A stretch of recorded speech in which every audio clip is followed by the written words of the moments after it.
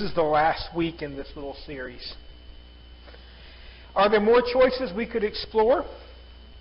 Yeah, there are. But if you get down the 3 that we've talked about already, and then you add in this one, I have a promise for you. You're going to be well on your way to living a relationship with Christ that is full and complete.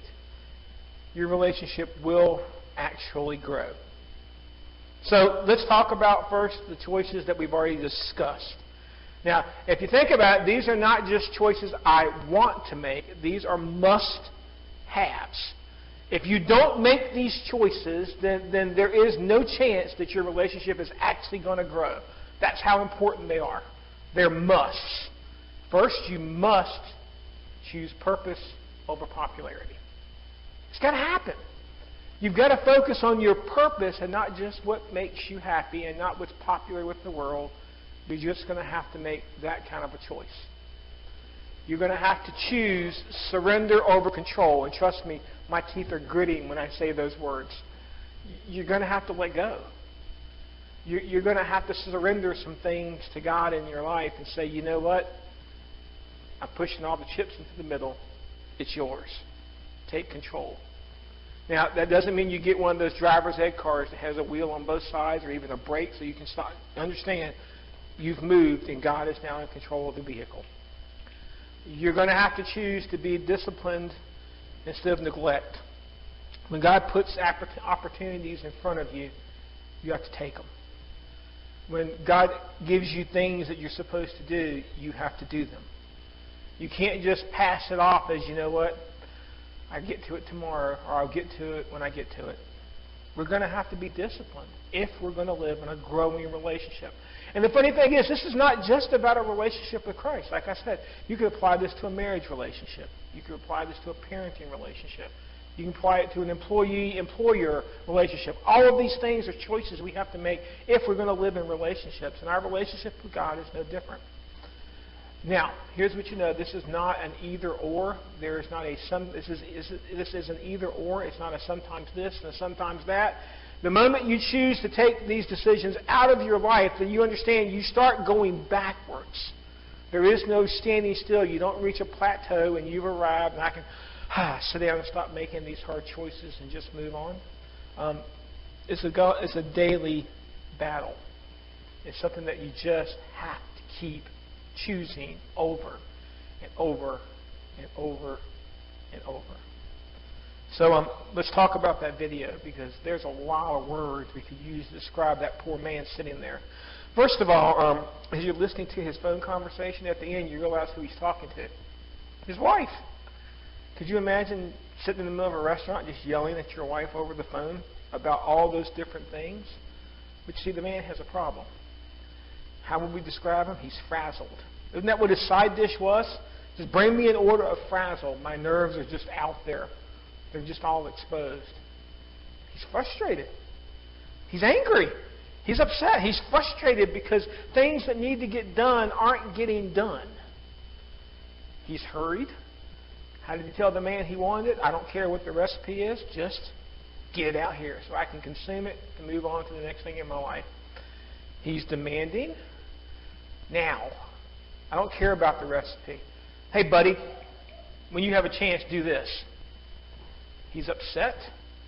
He's upset because somebody was supposed to be in a recital and now he doesn't want to play the piano. And he just gets angry at them. On the rude side, did you notice the waiter's face who was happy the other 3 weeks? He didn't seem so happy this week. He was trying to get away from this man. And when the man called him back, he's like, please don't make me go back to that table. Maybe the best word to describe that man is me. I can find myself in that mode, sitting at that table, making my demands.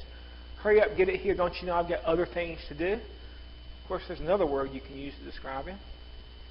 It's also you. We all get it. We all get in these modes where we think what we want is what's so important. And what's the choice that we're making? Well, we're pulled in so many different directions at the same time.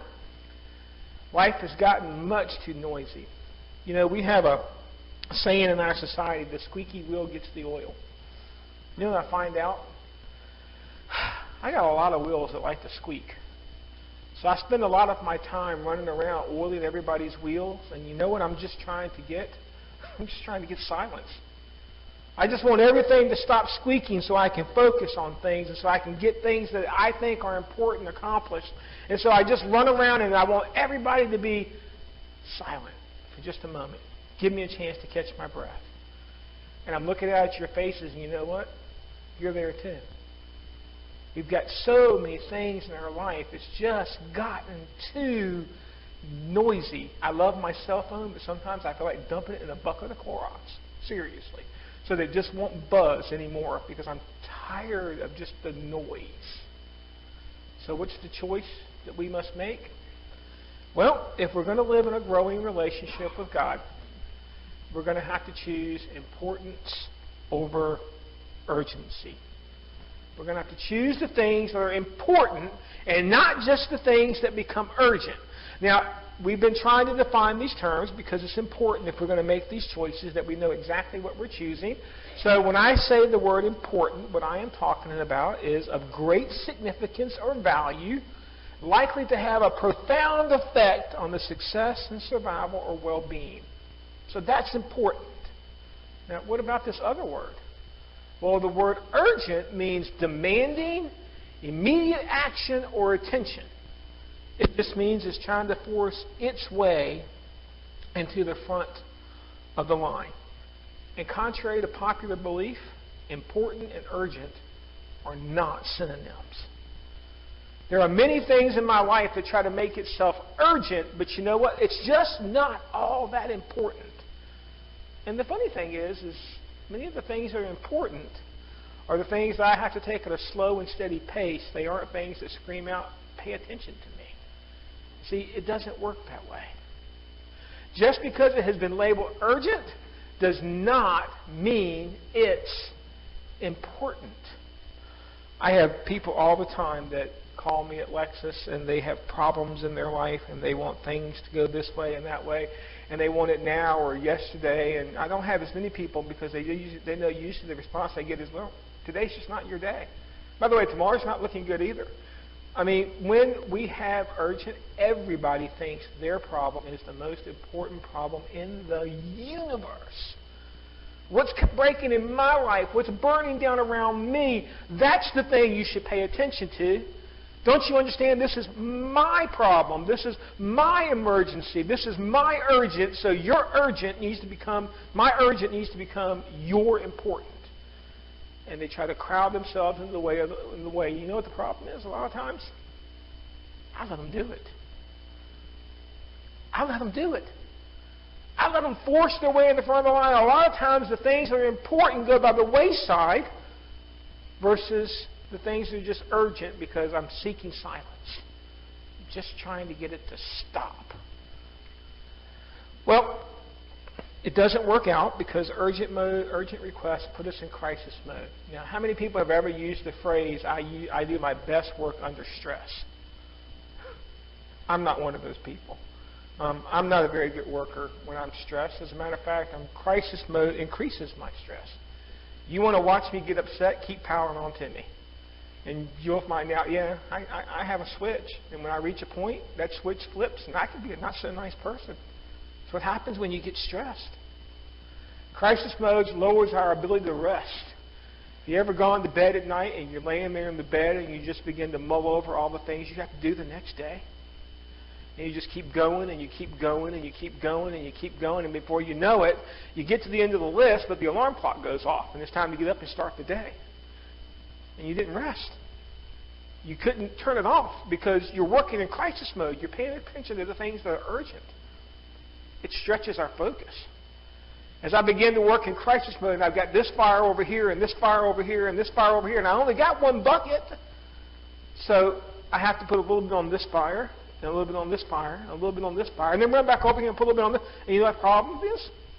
I'm maintaining the fires instead of extinguishing them. So that means the next time a fire starts up over here, I now have 4 fires instead of 3. See, it stretches us out. It makes us go in too many different directions. And believe it or not, it decreases our productivity. You're probably thinking, this sounds like a manager's meeting. Well, it sort of is. I'm managing your relationship with Christ. If you're working in crisis, urgent mode all the time, you're not as productive as when you work on a plan. If all you're doing is just taking care of the squeaky wheel, then you do understand something behind it is waiting to squeak next. And you're never going to be as productive as if you actually were focused on the important things in life. Now, we would like to think that we in America created this problem. I mean, after all, we are an industrialized nation. We seek capitalism, and we work 24/7 all the time. But you know what? This important over urgent, it's not a new problem. As a matter of fact, Jesus happened upon two sisters that had this very same crisis mode mentality.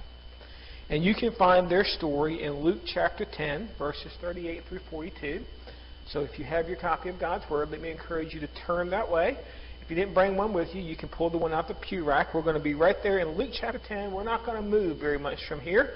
But let me tell you the story as Luke tells it. As Jesus and his disciples were on their way, he came to a village where a woman named Martha opened her home to him.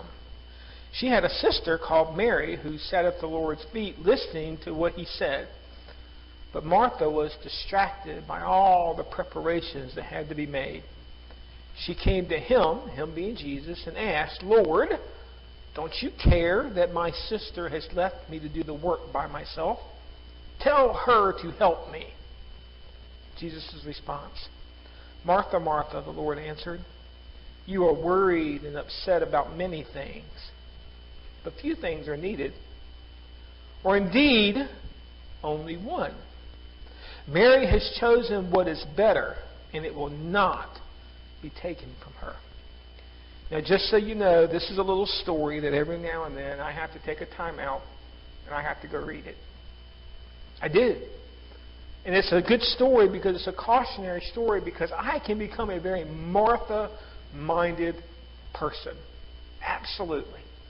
I mean, I can get so focused on all the things that I've got going on in my life, and I begin looking around and say, well, they're not doing as much as me. What's their problem? What's their deal? I can be a very Martha-minded person. Don't believe me? Go ask my family. They will tell you immediately. He can be a very Martha-minded. If you don't believe them, go ask the elders, because I can become a very Martha-minded person.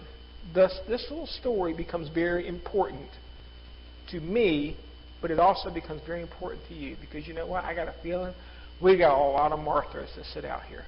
We've got a lot of people that think you've got your cape stored in the trunk. Pull out and you're Superman. You've got the armor where you go off riding into battle. You've got everything that's out there. You're going to fix everybody's problems, and you're just working in urgent mode. So let's take a look at the Martha mindset. The story begins with Martha inviting people. She's going to have a dinner party, and she invites these people. And so this is a good trait. Martha is willing to serve. Hospitality is important to Martha. Now, that's important. It's important to Martha that this gets done. It's important to Martha that these people come. What's being done is important to her, but Martha begins to get distracted by all the preparations that had to be made. Now, if you want stress in your life, invite people to your house. I love having people over.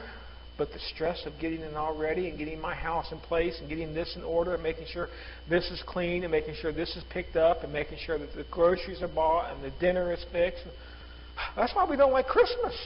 Because all these people that we just see once a year are going to come to my house, and they're going to camp out at my house, and I've got to feed them and figure out how to take care of them and meet their needs, and then we get stressed. And so Martha comes here, and she's distracted by all this thing, and we overlook that word.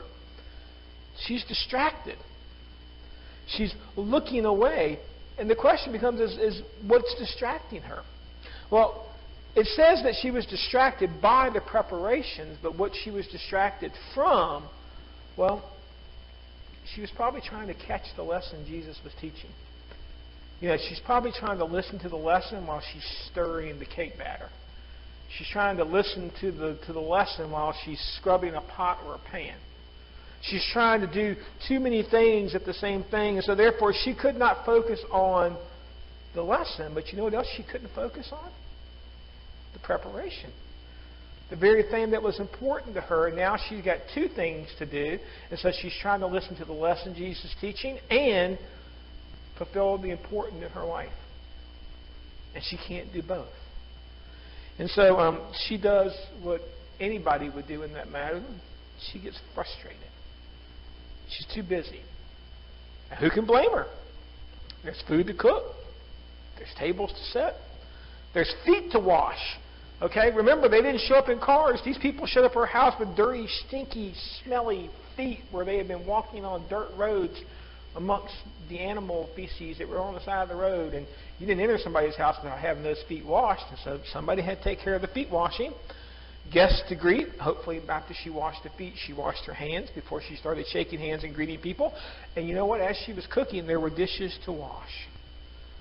And as she's doing all of this, I'm sure there's something going through her mind. She's afraid she's going to let the people down. She invited these people to her house. I mean, this was a big deal. Hospitality was huge in their culture. And could you imagine if somebody came into her house and there she was and the meal wasn't quite right? Or maybe this got burnt, or this got underdone, or this wasn't ready, or this wasn't done right. She began to tell herself that if I don't do this all, somebody's going to be let down. Somebody that's expecting something of me isn't going to get what they expected, and so then they're going to be disappointed in me, and that added to her frustration. So Martha did what most of us would do. Martha wanted help. And you know what? It's a reasonable request. I mean, after all, everybody in that house was about to eat, right? Everybody was going to participate. I mean, why should she have to do all the work? Everybody was going to be there. And so here's where she began to make her mistake, though. Martha tried to make her important. Mary's urgent. You can almost see the picture, right? Martha's in there and the pots are clanging, and I'm sure as she's getting more frustrated, the clanging is getting even louder as she's trying to get somebody's attention. Maybe she's even letting out a few sighs, maybe a few grumbles.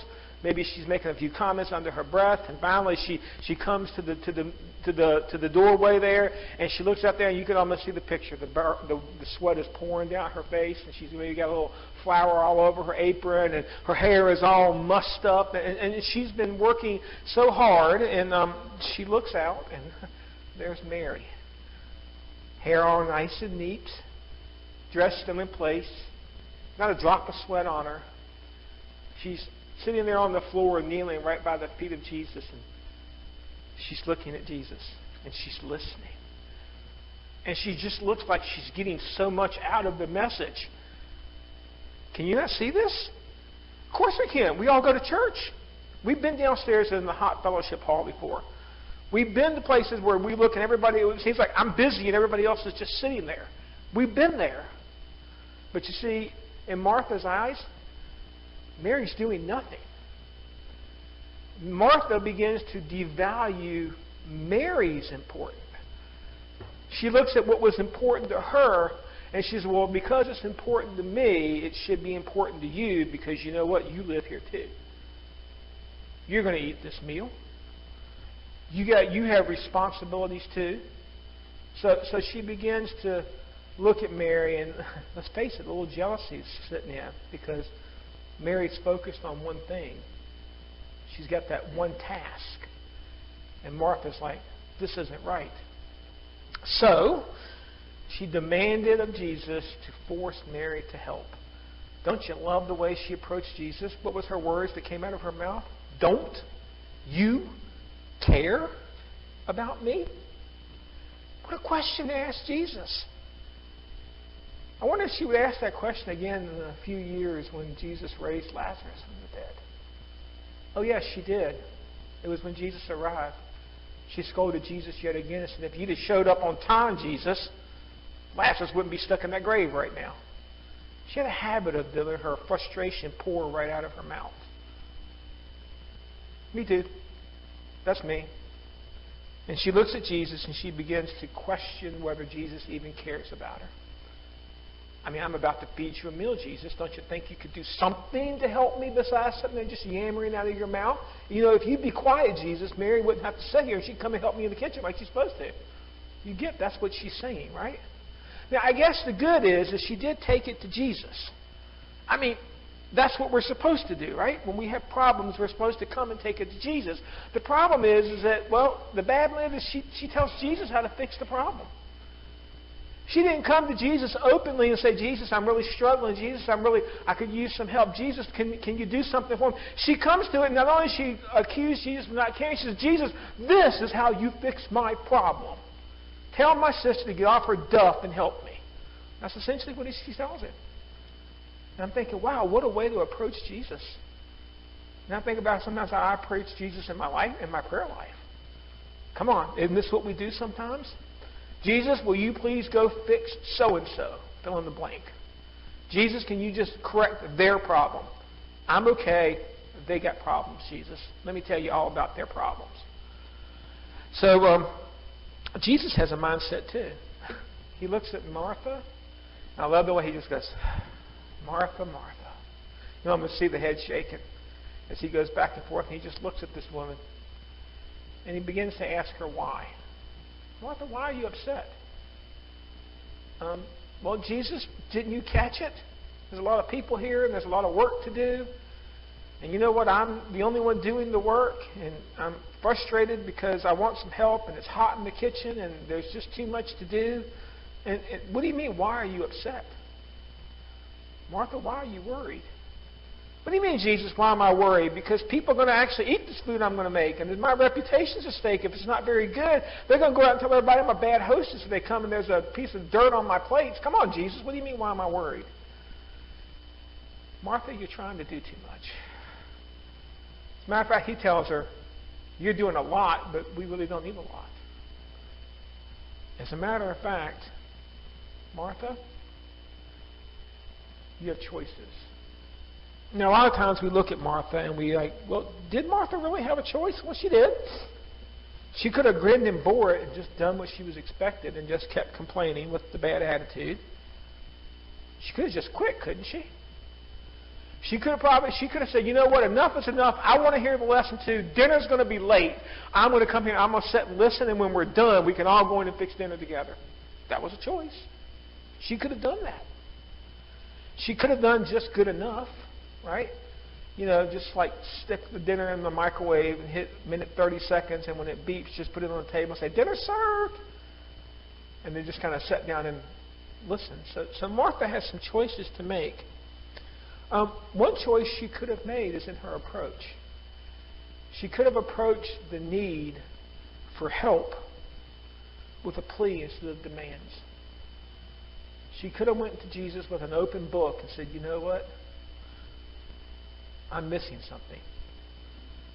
Maybe I'm missing just one thing. What a difference between Curly the cowboy and the man that we saw in the restaurant. Curly's just kind of meandering along on his horse. He's probably got a lot to do. He's got a whole herd of cattle to take care of. Not to mention the tourists that are along for the trip. But he just doesn't seem to be stressed about it. And you know why? One thing. He's figured it out. Now, ironically, the character played by Billy Crystal, he doesn't give him an answer. He doesn't tell him what the one thing is. And you know, Jesus has more in common with Curly the cowboy than you think, because Jesus does not actually give Martha a solution either.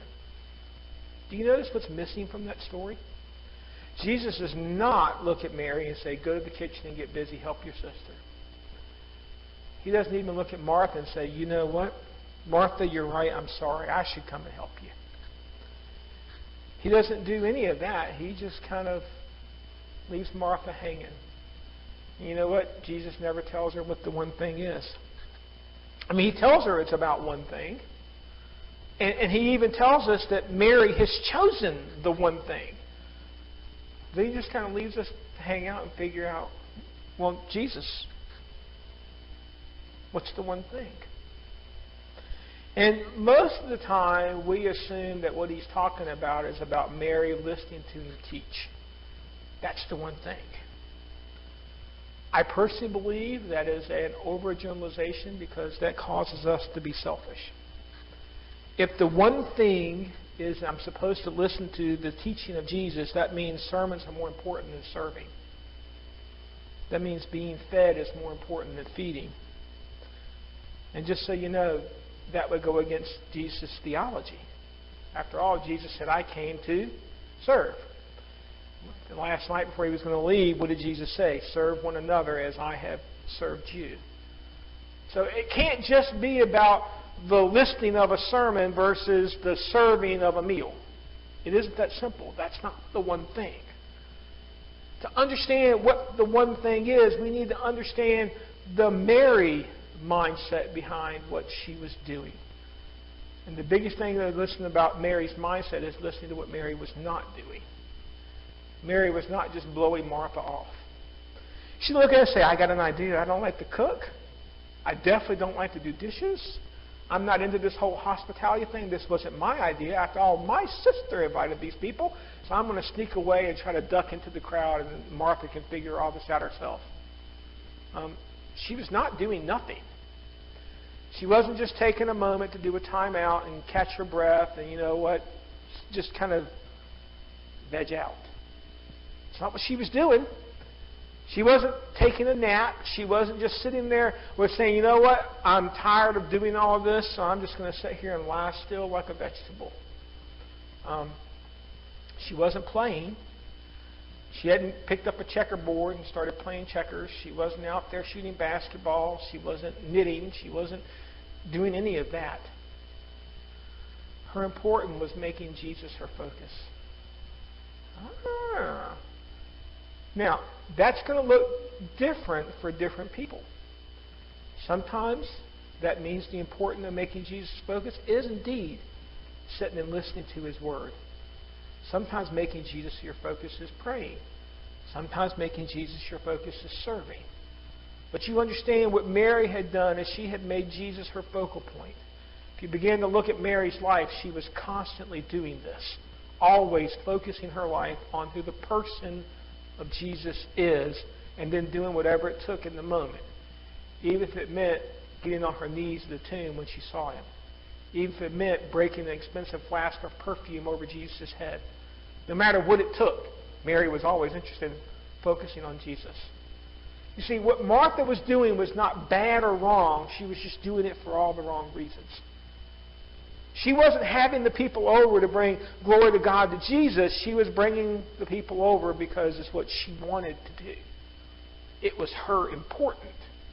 And the second her important didn't meet her needs, she began to get frustrated and she wanted to make it urgent for Mary.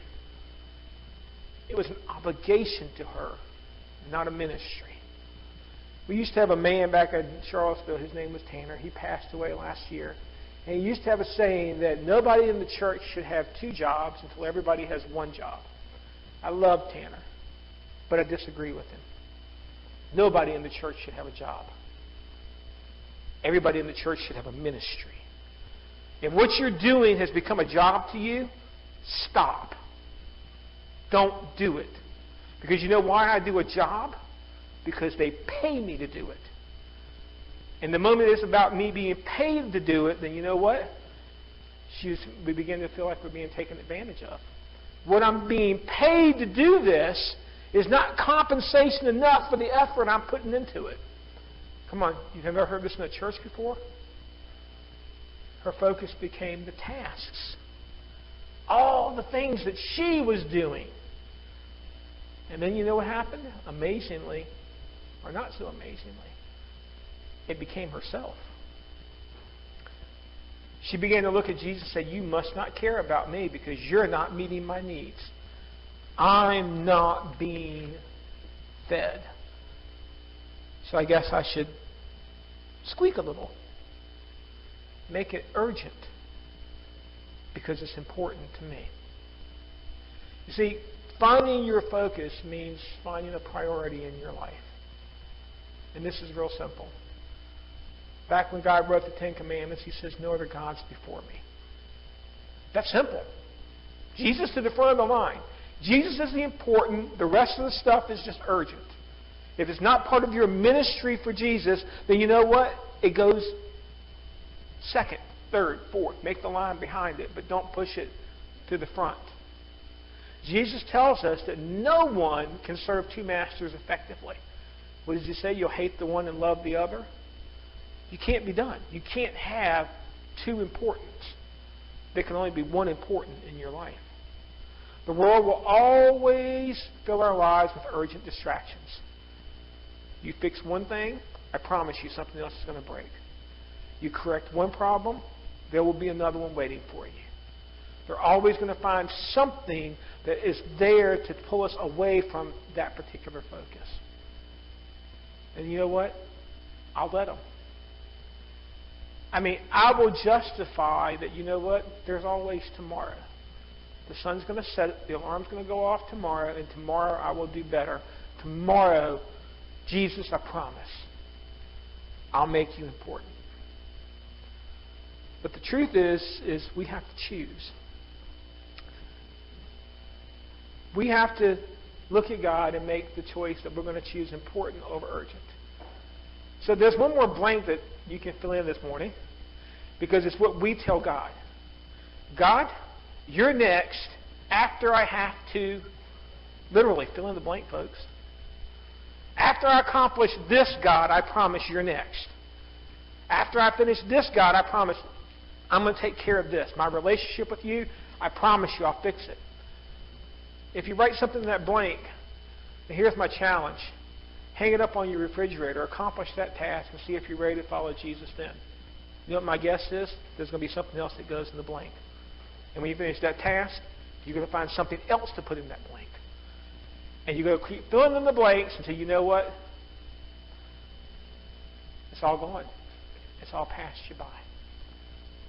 So this is the last sermon in this particular series, and we're going to take 7 weeks, and we're going to talk about our prayer life, which will feed from this series. And then when we're done, we're going to talk about I Quit. This will actually start in October. And I'm going to specifically outline 5 things in your life that if you're going to make this choice, Jesus important versus what's urgent in my life, I'm going to give you 5 things that you must quit if you're going to follow Christ, if you're going to live in a growing relationship.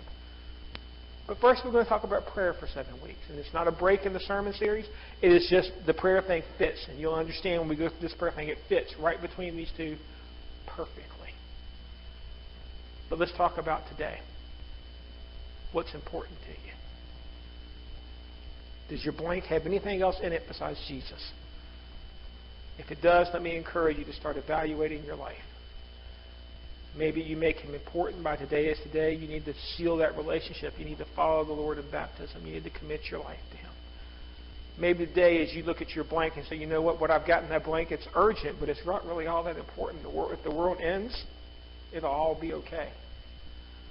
But you do realize if the world ends and that blank doesn't say Jesus, it's not all going to be okay. Because what is urgent is not always going to be what's important.